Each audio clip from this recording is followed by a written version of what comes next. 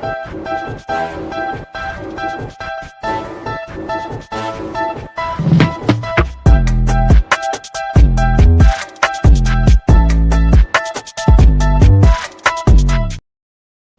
everybody. I'm Candid Frank, and on the left side is Gary Groob, and below both of us there, but above our skill in lacrosse, of course, is Troy Holowchuk. He is the goaltender for the Toronto Rock, who play in the National Lacrosse League, which coincidentally we call the show NLL Lacrosse Talk for some reason. The first question we always ask, always, how did you pick up a stick? Yeah. It was early on. I think I was probably 4. I think the story goes I got put in soccer first, and just it wasn't for me. Wasn't a fan of that, and so I guess the next step for my dad was to put me in lacrosse. Played 1 year as a player. Decided I didn't like getting hit, so I tried goalie in old St. Catharines paperweight. House League lacrosse, and yeah, the rest is history. Playing that since 2005. What kept you in the net? What kept you playing? Yeah, I think it was a lot of just you like what you're good at, and I kind of had a natural affinity for for playing net for some reason. So I think part of it's that, and part of it, like I said, the goalies don't get hit. Goalies don't have to, do the sprints, and, and so that was always a nice little draw to the goaltending position. Because you're a goalie, I guess a leading question is always, what in your mental makeup do you think helps you be a goaltender? Because you know that people always say, well, goaltenders, they're kind of different. They're kind of, So what is it about you, your character, your thinking process, you think that helps make you a really good goaltender? Yeah, that's a good question. I think it's I mean, I love the position for what it is. I love that you're kind of the last line of defense. And so, there's a lot of not pressure, but it's a unique position where you're able to kind of control the game in a way. And so I really like that aspect of it. And then I think just as I came up playing goalie, I just really enjoyed like learning the position and watching the greats in the NLL, and it drew me to get better. And as I got better, I just loved playing more. It's just something I've always had a real passion for and a real love for. So Gary, you want to review them? You want to? I actually want to bring up a few things before we go back and play This Is Your Life a little bit. And it has to deal with a lot with this past weekend of you having to come in cold. And you stop basically the number one offense in the league. The mental toughness to be in a backup goalie role, especially in a hotbed like Toronto where everything is under a microscope, that's got to be taxing. Yeah, I think Coach Matt had a good quote in his post game presser. It's just like that's the job. Like that's you can say how tough a spot it is, or they're a great offense, and like you said, Toronto is a hotbed, and we got a great fan base that lets you know whether you're playing well or not well. But yeah, I think that's just the job, and that's what we all prepare for. I spend a lot of the time in the off season prepping for situations like that mentally, and working with the great staff we have in Toronto in terms of mentally preparing for that role. And it's a very unique spot. It's a spot that I have found myself in for a number of years now, and so you kind of grow to get used to going in cold or going in different situations. But I mean, every time you just have to you just have to get up to speed quick and catch up to the speed of the game as fast as you can, make that first save, and try to roll from there. Right. I found that there's two types of backups. There's the guys who count to 5, and then there are the cerebral, the goalies, and that's you. It's also who the Rock traded for this week. And Stephen Orleman, he's been a guest on the show. I've known him for a number of years. He was in the Brampton organization when I was in that organization as well, and he was kind of the finishing piece for their Minto role. Have you had a chance to sit down and talk with Steve about things and how things are going to move forward? I have, yeah. He was at practice last night, but I've also known Steve for a long time. We were Team Ontario teammates back in 2015, I think. So good friends since then. Kept in touch, and yeah, I mean, I'm super excited to have him join the organization. He's going to be a great piece to our goaltending room. That's already in my mind, like in my eyes, a pretty stacked goalie room. And yeah, I had a chance to chat with him yesterday at practice or 2 days ago now at practice. And yeah, he's excited. We're excited to have him. And I think it's going to be a really good fit for the short term and for the long term. Yeah, I think so as well. I think he's got the right attitude also. And, again, you have to be kind of like a goldfish, like every 30 seconds, we start over, and you can't let anything linger. And like I say, on the weekend, you were able to absolutely stone cold an offense that has been rolling right through the league. And it's just, it's wave after wave. And really, it coming down to the final end, you just absolutely shut him down, which is what we knew from even seeing you last year when they traded Nick for a while and you had the starting job.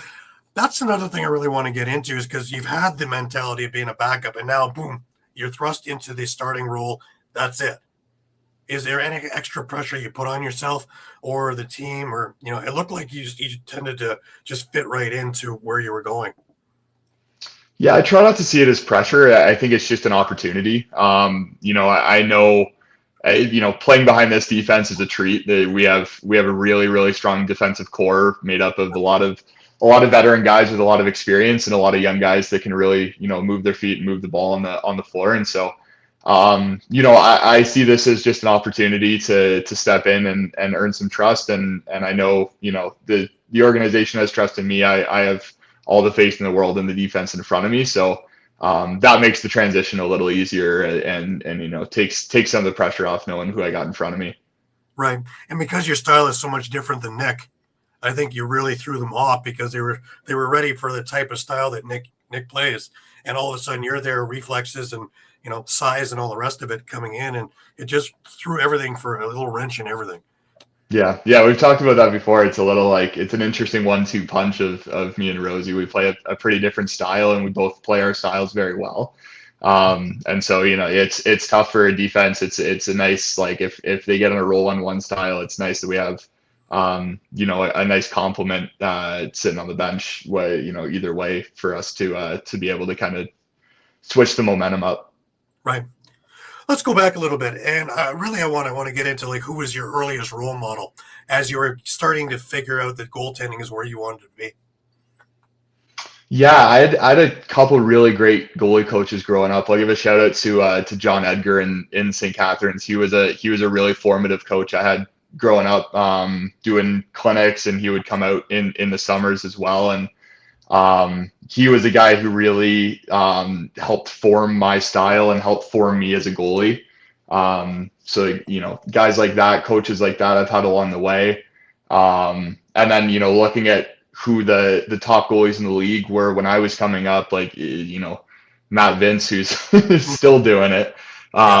He was always, him being a St. Catharines guy too. He's a guy I kind of idolized growing up and would watch him all the time. And then, in Toronto, Bob Watson, Whipper was a really fun goalie to watch. He led a really strong Toronto team for a number of years. And so those two guys stand out as guys that really kind of formed what I wanted to do in the net. And I tried to emulate those guys a lot.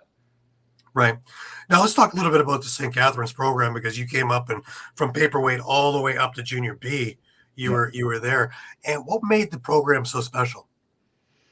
We had a great group in kind of both my years. The 99 year in St. Catharines was super strong. I mean, you look at guys like, Alex Simmons and Keelan Pilon, guys that are still in this league. And so we had, obviously the 98 group there as well, led by Latrell was really, and Nick Damude was really, really special. So we had a lot of we had a real cluster of talent in that 98 to 2000, 2001 group. that made it a lot of fun to play. And I mean, the coaching staffs that I had growing up were always the best. Led by Dan Pilon and some of the guys that are still around the league. They were a really great coaching staff that we had, many times growing up, and so it's a special organization. There's a lot of pride in the Double Blue, and so it was a really cool place to kind of grow up playing and be able to compete for that city. Right. I think the biggest lesson you took away from playing through the St. Catharines thing all the way through Junior B, your biggest lessons that you took from them. Yeah. I mean, I got pretty lucky in minor that like there weren't a lot of goalies around my age in St. Catharines, so I got a lot of minutes growing up. Right. And so that helped for sure in terms of just experience and learning the game. And then we thinking back to like I think we won the Bantam provincials, so learning how to win, learning how to compete at the highest level that you can get to at whatever age you're at. That was a really formative part of my lacrosse journey, I think. Right. And then you move on over to Junior A and Six Nations, and that team has just been storied. And just coming off at that time, you went in 2019, but it just had come off the Minto Cup run with Doug Jamieson and the rest of that all-star lineup that pretty much I think 2/3 of them are still in the league. Talk about getting in there and setting your mark in with them.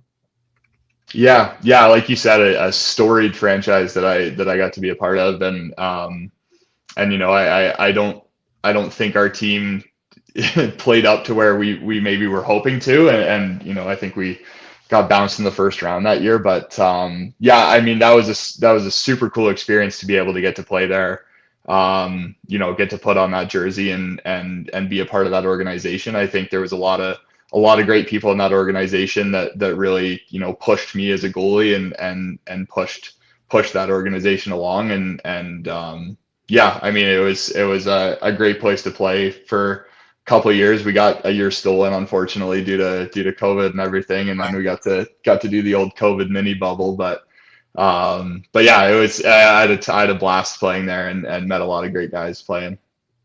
That COVID mini bubble, that was the first signs of lacrosse that any of us had in almost 2 years.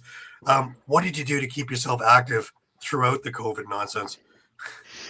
Yeah, I did what everybody did. I think I tried to stay as active as I could outside, I guess, keeping 6 feet away from people. But it was a crazy time trying to stay like as active as you can be while not being able to play lacrosse, and at that point I was a practice goalie with the Rock, so like the uncertainty of the NLL seasons, and it was crazy. I mean, I luckily, being a part of the Rock at that point, had some great resources in terms of, getting creative workouts in and getting on the floor as soon as it was safe, getting on the floor. But yeah, it was certainly challenging.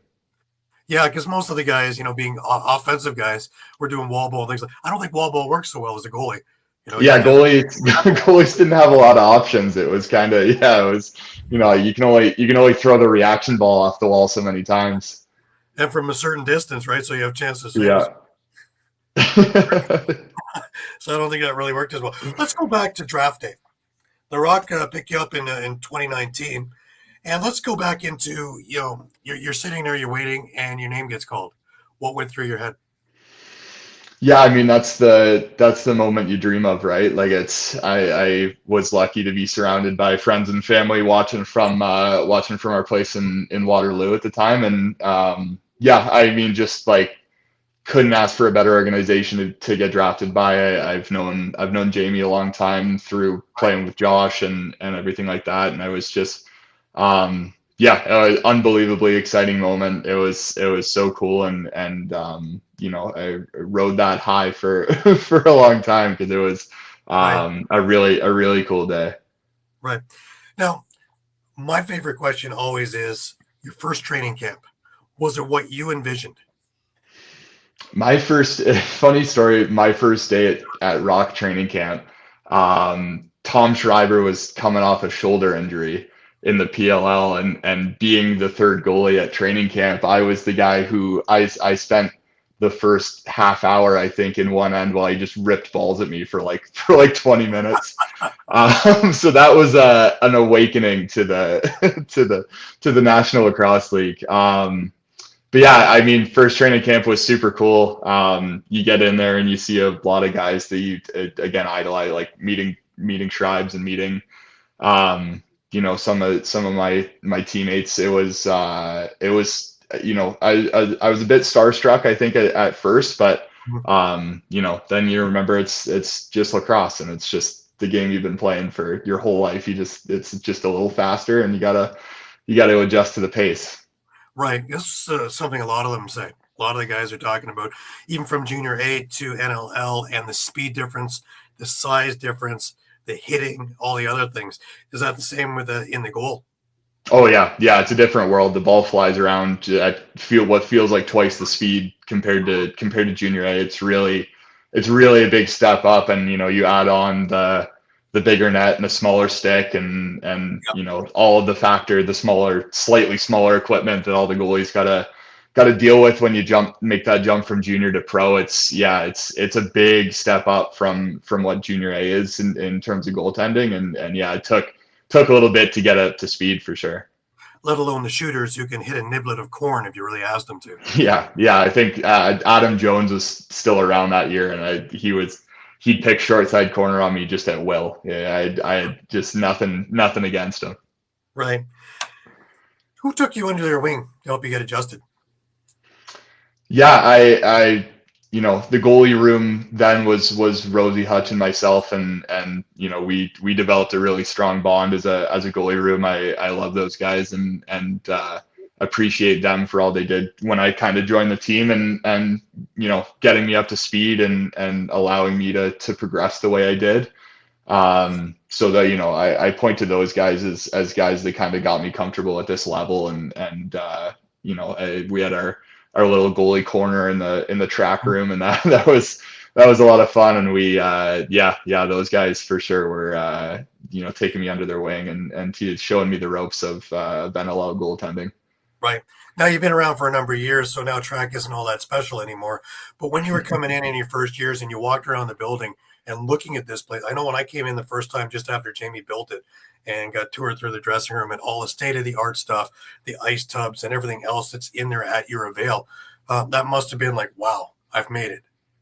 Yeah, it's definitely. I still catch myself like looking at the banners on the wall, and looking at the little wall of fame they've got above the lockers. Like, it's still it's a very storied franchise with a lot of great players have come through, and so it's important to remember that, and remember what you're representing. Right. How have you seen your game improve since you walked into day one of training camp to where we are now? Yeah, it's come a long way. I think I've gotten used to the speed. I would hope by now, 6 years later. But yeah, I think my game's changed a lot in terms of how I see the game, and how I break down film, and how I prepare for game days and stuff. I think a lot of that's changed, and then physically, like my ability to play the ball, and ability to move the ball up the floor, I think is a lot of the little things that just come with experience at this level. I think my game has changed a lot in terms of that. Right. Now, talk to me through your first NLL performance, your first appearance, and what was going through your mind as you going in the net and knowing that you're the guy. Yeah, it was a bit of a weird one. It was during like the COVID year, against Halifax at home, and I was still the third string at that point, but Hutch had COVID, so he was out for a couple weeks, and I got thrust into a backup spot. And yeah, the first game I went in like the second quarter, I think. to no fans. And it's just, I think that honestly helped a little bit in terms of just like allowing me to settle in and play lacrosse and not get kind of overwhelmed by the stage.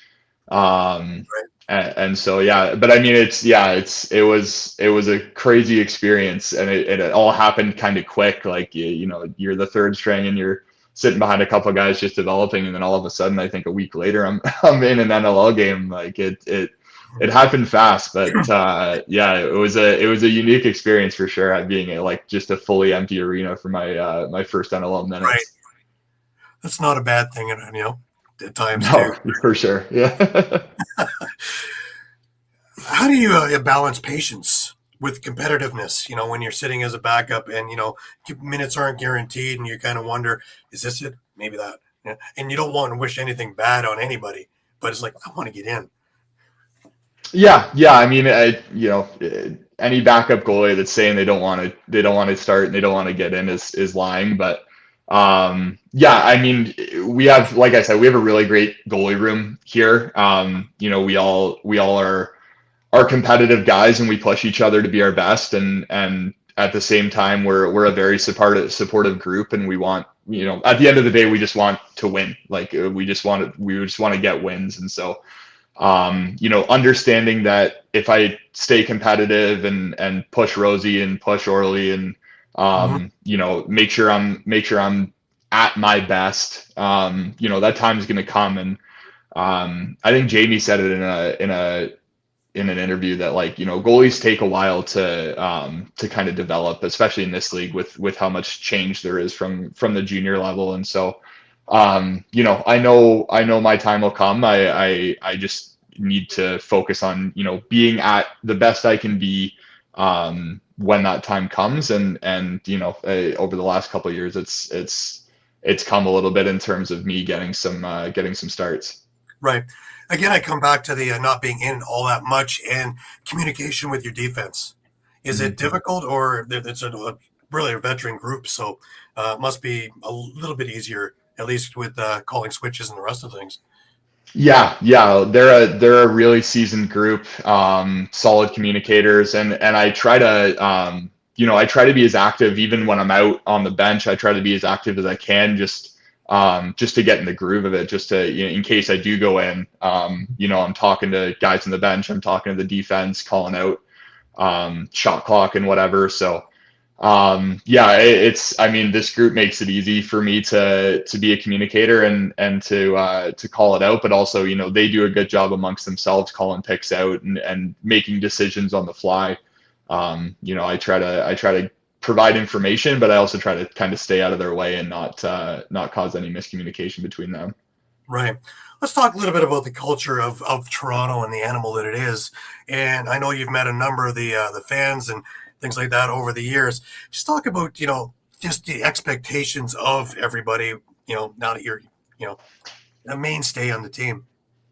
Yeah. I mean, the fans we have are amazing. They, you know, they come out in numbers to looking forward to autograph night this weekend. They always come out in numbers for that.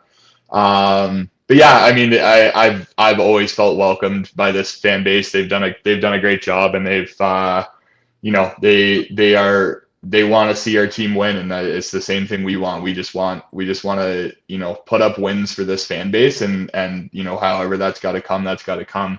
I think they're a really passionate group, and like I said, they'll let you know when they're happy, and they'll let you know when they're not. And so, you know, it's on us to be at our best and provide wins for this fan base. Right. Now, you are also involved at track doing coaching. Let's talk about that and all the little aspects and all the programs that are available and that you're involved with. Yeah. I mean, the track is really just the absolute mecca of lacrosse in Ontario right now. I think they've done an amazing job, and all the people that lead it there, Colin Doyle and Doss and Jamie, like, you know, the program they've set up with the Rock Stars and Rock Elite League's getting bigger, and they run, you know, the Pebbles programs. Like it's where you want to be for minor and junior lacrosse. It's an absolute hub of lacrosse, and yeah, I mean, it's excited to be able to be a part of that and be around the track and just see people who love lacrosse. Right. Does it increase your understanding of your own role as a player coaching? Yeah, 100%. Like it's when you're in game, you're real focused on what you got to do and what making the next save and getting the ball out. From a coaching perspective, there's a lot more to think about, and you kind of get to see how your in-game role fits into the bigger picture that the coaches and people are looking at.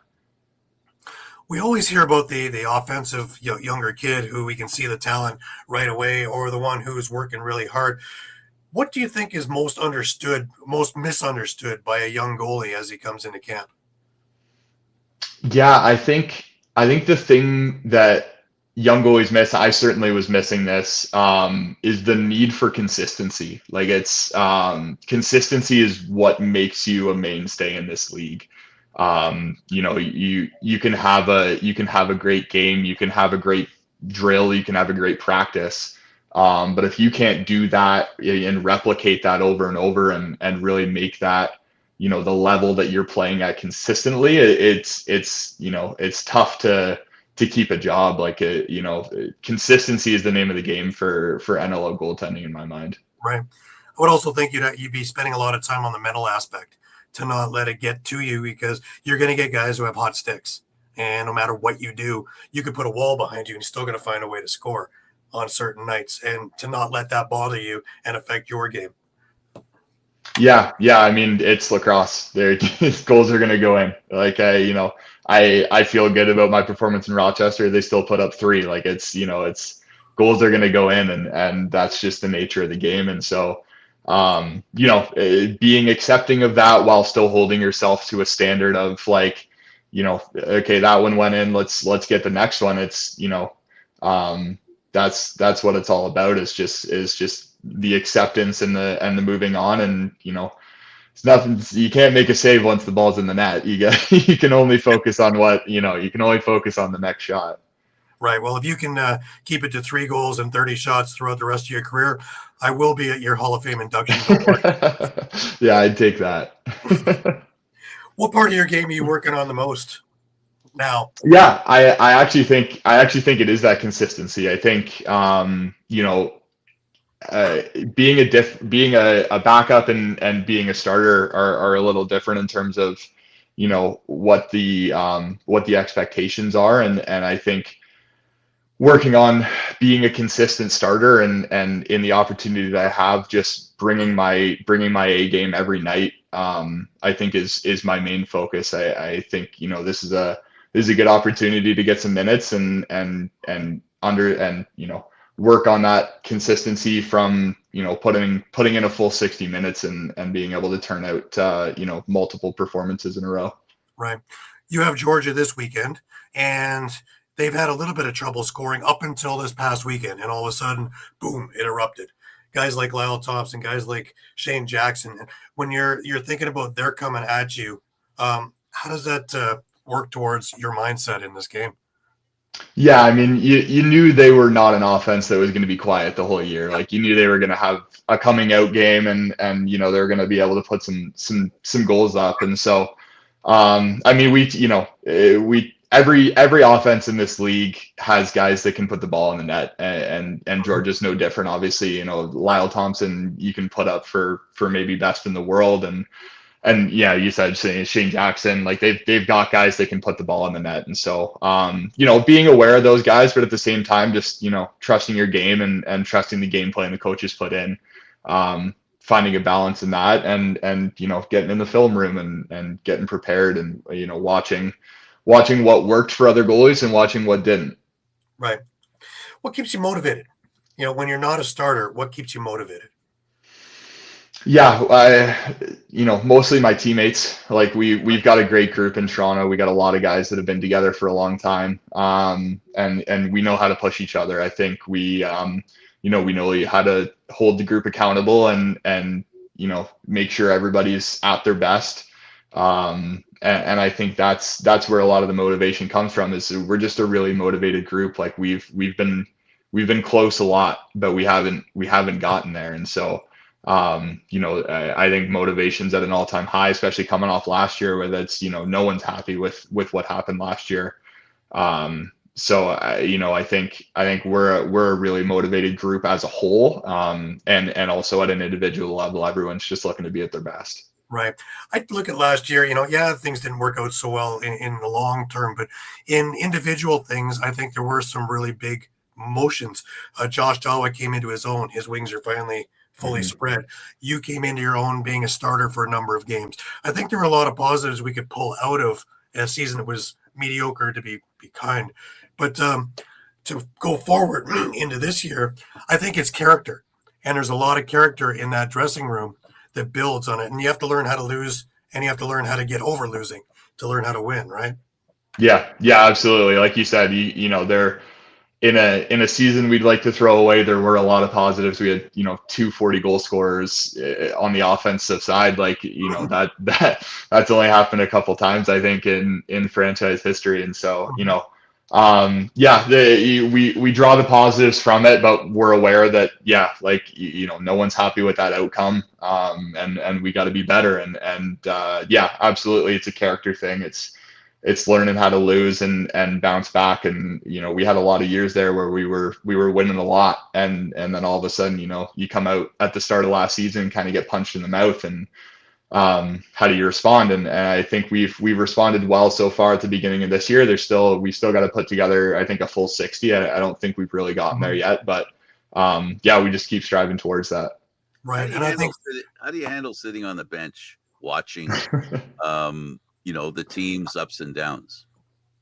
Yeah, you're right in the middle of it, right? Like, it's, D guys come off dejected after a goal, and you got to kind of, you be the cheerleader a little bit and pump guys up. And, you're right in the heart of it. And I think it's tough watching and knowing that, you can't control the game in terms of being in there.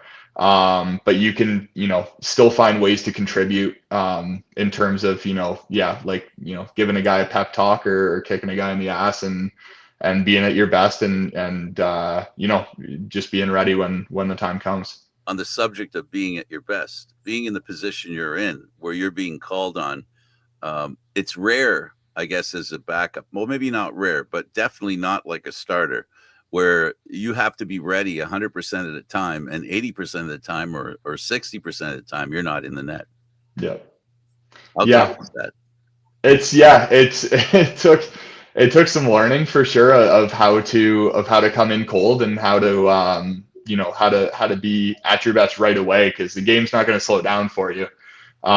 You got to come in and catch up to speed right away. So it's certainly, the most challenging part of the job as a backup goalie is that first 30 seconds you're kind of thrust into the game.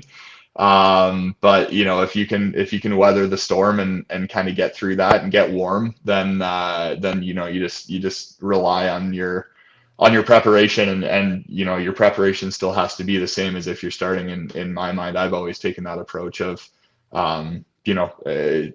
whether you're starting or backing up, you may be called on and you may have to make the save that changes the game. And so, preparation is super important, and being mentally ready for that challenge.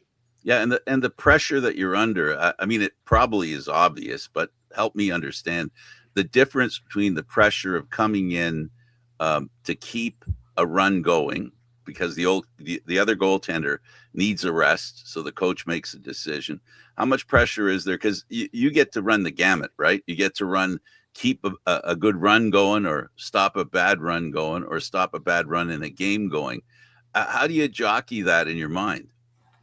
Yeah, 9 times out of 10 you're coming in and things are not going in your team's favor, and so you're trying to be the kind of stop loss, and yeah, I mean, the pressure's there because the first shot goes in, and all of a sudden either you're out of the game or your team's down another goal, and the momentum hasn't changed, and you haven't done your job. So I think it comes with a lot of pressure, but it's also if you're prepared for that pressure and you're prepared for that feeling, you're able to kind of weather the storm a little bit. I guess the goldfish principle that Gary talks about Exactly. is always happening. Yeah, for sure. Do you have a favorite barn you like to play in other than Toronto? It's a good question. I mean, as a Toronto player playing in Buffalo, we haven't, had a lot of recent success there, but the crowd they draw there is always a lot of fun to play in front of. It's the barns that draw the crowd, right? It's Vancouver in recent years and kind of Sask and Calgary. Yeah, exactly. Yeah, Calgary's a lot of fun. You get to play out there. I mean those barns with the big atmospheres and the fan base and everything is always a lot of fun to play in front of. It brings a lot of energy. Right. I actually like the one in San Diego when I went out there. I guess it was a year ago, and Yeah. I liked the style of the place, and it's in the '70s feel, but it's the way it was set up was really really nice. Mm-hmm. Yeah, they've got a good turf setup there and everything. It's a good setup. Right. How's goaltending changed over the years, do you think, to where we are now? Yeah, I think styles. I look at it similar to like hockey, where you may have you have the old school style, the Dallas Elliocks of years past, of like the tiny equipment and the lead with the stick. And then you kind of have this wave of bigger equipment, and with the bigger equipment comes a different style. And I think we're seeing a bit of a resurgence of the more reactionary goaltender. I think you see a lot of the younger guys coming up, and they lean that way a little bit more, I think. So I think it's an ever changing position. I think it's always going to be evolving, and I think the guys that come out on top are just the guys that can pick a style and play it really well. And no matter what style that is, if you can play that style really well and consistently, I think those are the guys that that make their names. Right. I've had a chance to go over to Europe a number of times for the Rebesky tournament with the Gales, and watching European lacrosse start to elevate again like hockey. And if we're not careful in North America, if we rest on our laurels, just like hockey, it'll slowly start making its way up. Have you had a chance to see any of the European style? And I'm just curious if you see something different about the goaltending there. I haven't seen a ton of it, to be honest with you, but it's exciting that you say that it's growing. I know I've heard it's growing, and I know that they have the Euros tournament every year, and guys get excited to play in that. That are able to play. I know Dante Mancini, our third goalie with the Rock, is going to play for Team Italy. I think a few of the guys are playing for their home countries, we'll call it. But I think it's great that the game's growing over there. I think the bigger the community, the bigger the talent pool, and the more competitive NLL Lacrosse can get, and hopefully it gets to the point where people are coming over from Europe and playing in the league. That would be a really exciting prospect. Right, because the same thing's happening like hockey. Is a lot of the guys from North America are going over to coach. Sean Evans was coaching with Switzerland. Chad Culp was doing Team Israel, and so on and so forth. So watching these teams and watching them take on those styles is interesting to see one year to the next. And it's 12 months between seeing these things. So when I go back over again in April, it's going to be a whole new elevation of things. But every year it's that much more competitive, from just kind of a hack around tournament to a must win tournament. And a lot of guys who aren't going to the playoffs in NLL find themselves on teams over there as well. Mm-hmm. So I'm hoping you never have an opportunity to make it there until you retire. Yeah, I hope so as well. Where do you see the next generation of Canadian goaltender coming from? I mean, it's hard not to say Orangeville, the goalie factory, but I think it's going to be I think it's going to be less concentrated than it has been in the past. I think in the past you have these Orangevilles and out west you've got a couple centers that like just grow these goalies. I think with the increase in program availability and off-season training programs, what we're doing at the track, what I know there's a lot. The goalie factory out west is doing phenomenal work. I think you're going to see the new wave of Canadian goalies come from centers that maybe have never had a goalie make it to the NLL level. I think you're gonna decentralize the goaltending, I think, a lot in Canadian lacrosse, and I think that's going to breed more competition and just make everything elevate the game, I think. Right. We're in this era now, of course, of prep schools, and they're really opening up everywhere. You've always heard about the Hill, but you got Elevate. You've got a few things out west. You've got things down south now as well. Is that helping to bring the goalie thing through? And we've heard about all the offense, but is it helping bringing the goalie crews together?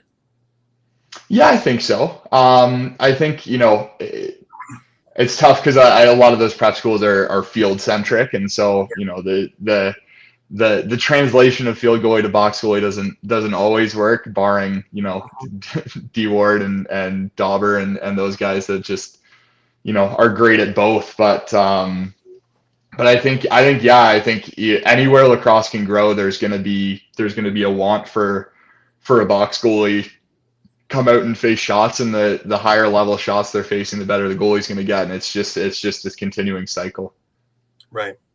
If you had to change one thing about goalie development in lacrosse, what do you think it would be? That I think, at least at the junior level, and you could talk about going down to the minors, I'm really an advocate for pushing the NLL rules down into junior and maybe even the upper levels of minor. I think eliminating the massive step between junior A and the pros in terms of what goalies have to kind of jump through, transitioning from the big sticks and transitioning from the slightly smaller nets. I'm a big advocate for, I think it should just be all the same rules, and that's going to really drive goalie development. I think too many guys, get drafted or have a chance in a training camp, and just can't make that jump, because they just haven't, had enough experience using the spoon or using NLL nets. I think that's the next step in goalie development, especially at the junior level, is just, forcing guys to play by NLL rules, and it may jump scoring up a little bit, but I mean, scoring isn't super high in junior to begin with. It may not necessarily be a bad thing. Right. What do you think about the what do you think about the ALL? It has a tendency to, I think it's put 35 players in the NLL to stay, and a few names that come to mind is Craig Wendy, Steve Orleman, Higgins, Deacon Knott have all come through there. Do you think that that's on the right track of what you're talking about? Yeah, Troy Holowchuk as well, for former ALL player. Yeah, I think it's great. I think my time in the ALL was definitely developmental for me. I think, again, anytime you get a chance to play at a high level, using the spoon and the NLL nets and NLL rules and guys that are competing for spots in the NLL, I think it breeds a lot of good competition, and it's a great training ground for guys, especially goalies, because you can take as many horseshoes and take as many practice drills as you want, but it's the game minutes where you're really developing. And so it's big for guys to be able to get minutes in the winter and to be able to continue to grow as players, and then ease that jump a little bit. Right, let alone keep guys on practice squads more than just a Tuesday night practice. They actually have a chance to have game reps that they're ready if they're needed to be called up.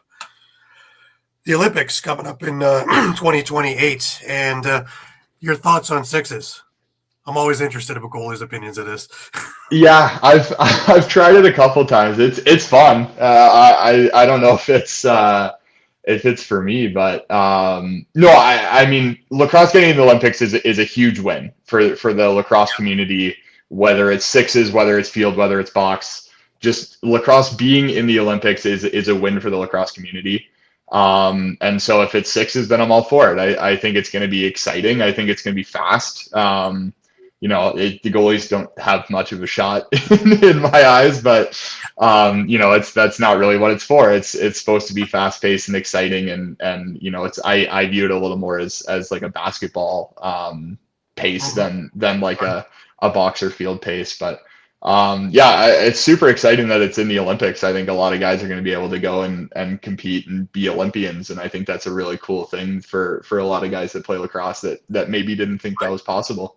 Is the more important big picture the fact that the lacrosse is being played at the Olympics than how they're playing it in your mind? Yeah, absolutely. I think however lacrosse gets in the Olympics is a win for the lacrosse community, and yeah, I think if it's sixes, then great at sixes. That's been my attitude. I think the long-term goal is to get people into the game, to see the game. The biggest problem I guess we have in lacrosse is finding the new eyes to watch the game, right? We talk about it being on network television helping, but this is a whole different thing. This is a real bundle of different people who would never otherwise even run across lacrosse, even in a newspaper or on television in any way. Yeah, exactly. Somebody sees lacrosse for the first time in the Olympics as sixes, and then they see, the NLL game of the week on TSN, they throw it on. Like I think it's a great thing for the sport. I think it's, you try not to put too much weight into it.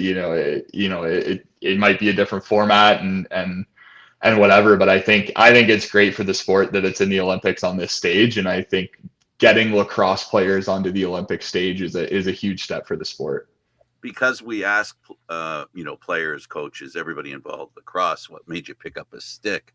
A lot of them saw the game and it triggered an interest in playing. It was actually seeing the game being played.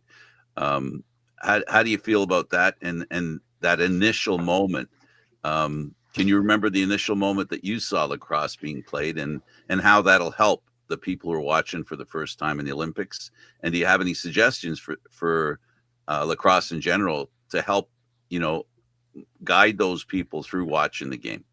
I hope that wasn't too complicated. No, I think I got it. I think, I think, I mean, the story of me starting lacrosse starts with my parents being rock fans, like, in the early 2000s and 90s. Like they were at the championship game at Maple Leaf, Maple Leaf Garden. Like that's how it led to me picking up a stick. And so, it's a similar story to someone, seeing lacrosse for the first time. I think, the first couple of times I watched lacrosse was probably junior A games in St. Catharines. I think, we going out to Bill Burgoyne Arena at the time and watching junior A games. Like, I think that was probably where I started. And so, I think, to translate the Olympic game into more interest in the lacrosse community is going to be, a key thing that I think the league and the lacrosse community as a whole, not just at the NLL level, but I think everywhere is going to be important to capitalize on. I think the more you can get lacrosse, kind of in people's social media feeds and in people's, just peripheral vision of the sporting landscape, I think that's going to be a big time for lacrosse to capitalize on some high level marketing, basically being part of the Olympics. Yeah, if you're going to the game, my big advice is hold on to your beer. Yeah, especially if you're sitting on the glass. Yeah, definitely. I had talked to Bob Tearing, who we were talking about sixes, and would it be better if we made the nets 4x4 instead of 6x6? And he brought up something that I would have never thought about, but I'm sure that you have, is that you poor guys would get killed. I was gonna say, I wouldn't wish that on any goalie. That'd be brutal. At least in the 6x6, they're not shooting at you. Yeah, yeah, they're trying to pick corners and stuff. But would it be better to do it with equipment, do you think, than being just a field goalie? Oh, let's just play box then. I think we're getting all the way to box. No, I think the sixes game is an accessible option, and I think that's what makes it attractive on a world stage. People in countries where lacrosse is not big are going to see lacrosse on an Olympic stage, and so the sixes game is a very accessible version of the game, and I think that's a big positive. It might get a stick in people's hands and grow the game in places that we can't even expect right now. Right. We have to hope that both leagues, PLL and NLL, have exit strategies for after the fact. It's all great to have 280 countries to watch, but it's what you're going to do afterwards. People have this taste, and now you have to work with the marketing machines and getting them to watch your brand on a consistent basis. Yeah, it's gonna be super important for both leagues to capitalize on that momentum. Yeah. Do you think that lacrosse can be a full-time gig in the near future? Depends how near the future I think you talk about. My answer is yes. I think one day this league can get to a place where guys are getting paid and people are doing this full time.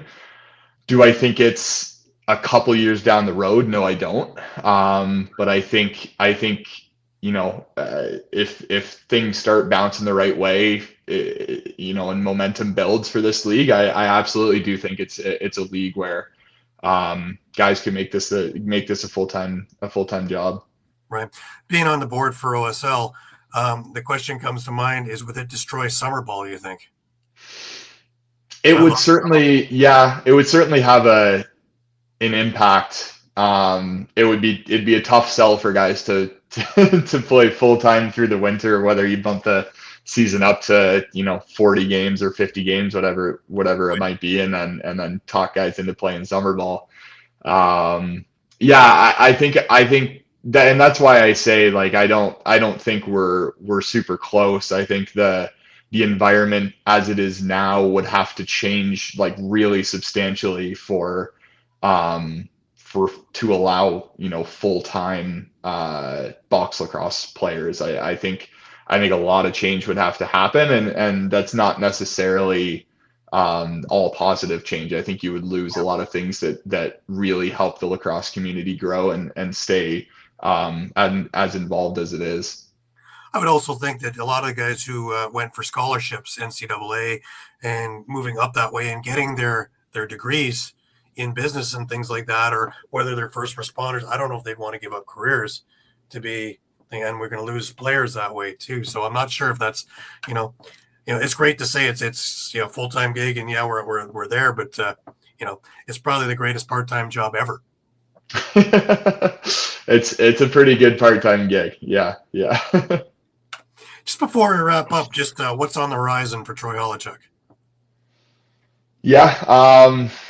I mean, starting a couple games, and I think that's just been the sole focus. I think taking it one game at a time and being at my best and winning some lacrosse games, I think is on the horizon, or at least I hope it is. Right, and of course down the road a bit, it's to have more than just a couple of games, isn't it? Yeah, we'll see. We'll take it a game at a time here, and just just being trying to be at my best at all time. Right. Does the coaching thing resonate with you to go a little further than just doing the stuff around track? I think one day it could. I think I enjoy it, and I enjoy being around people that love lacrosse and being around the game. So I could definitely see myself in a coaching role at some point, whether it's in this league or any other opportunity. I would definitely leave that door open. Right. Solid goalie coaches are as good as gold in the league, I think. Yes, they are. I really want to thank you. I know you got a busy weekend coming up with Georgia coming to town, and getting yourself in a mindset to be the starting goalie. I like that. That's a nice ring. Troy Holowchuk, starting goalie. So I really want to thank you for taking the time and doing the interview with us. Yeah, thank you guys. I really appreciate you having me on. It's totally our pleasure. I got to tell you, answering questions is probably harder than stopping balls. It's up there. Hey, It's a toss up. we didn't throw any hard ones at you. No, Gary, you guys are good. Gary must like you or something. Usually he asks some really digging questions. I don't know. He must like you or something. No, I'm just kidding. Gary does what he does, and you do what you do, and I love this game, and I've been doing it for goodness gracious. This show has been going on for around 15 years now. I really appreciate you being here. It's important, Troy, that people get a chance to see people like you, to understand what makes lacrosse go, because you guys stir the drink, the players, the coaches, and every time we meet somebody, the first thing that always pops up in my head is how they started playing and how much they love playing.